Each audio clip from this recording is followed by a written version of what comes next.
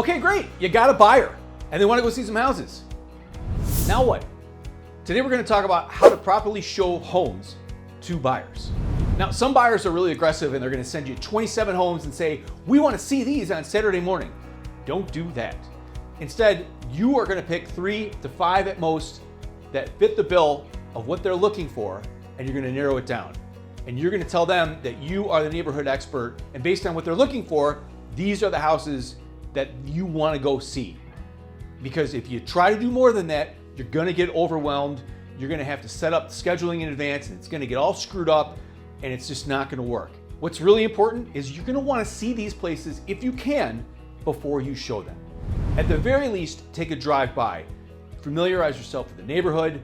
You want to look for any coming soon signs, any pending signs, because those might not be on the multiple listing service. And you bet if you walk up to the house and the house next door is for sale, they're going to say, what about that house? Know all the points that you want to stress. If it has a really cool backyard, you want to know that in advance so you can walk through and say, wait till you check out the backyard. Especially if they told you a backyard is really important to us. All you got to do is play that up. Know where the schools are. If your buyers have kids or prospective kids, they're going to be wondering that. They expect you as a neighborhood expert to actually know where the schools are. How is it priced? Is it too high? Is it too low? Has it been on the market for 30 days?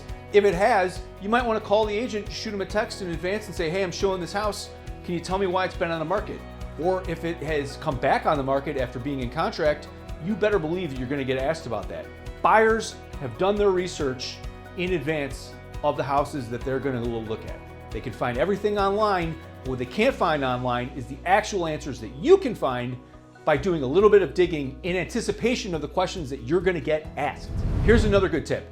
Get the disclosures and have them ready. A lot of times you can just download them in advance. You don't have to pour over it line by line, but have it ready in case you get a question. Sometimes buyers might walk in the door and say, nah, this house isn't for us. So you don't want to do an hour's worth of work just to have that happen to you, but just be able to answer questions if it's got a wonky foundation, if there was a fire, if somebody died, and you can say, oh, turns out I have the disclosures right here. Let's look at them together. You will provide your value in doing that a long way for your buyers.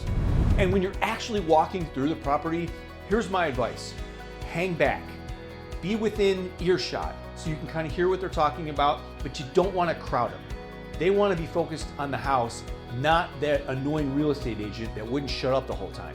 Have a couple points that you want to point out, like this kitchen was recently redone, or this type of roof is about a 30-year roof and it looks like it might be getting to the end of its life, or this is an amazing neighborhood because the school is right around the corner. It's close, but it's not too close. Stuff like that. Don't overwhelm them. Listen to what they say. Try to provide value where needed, and you'll be all good.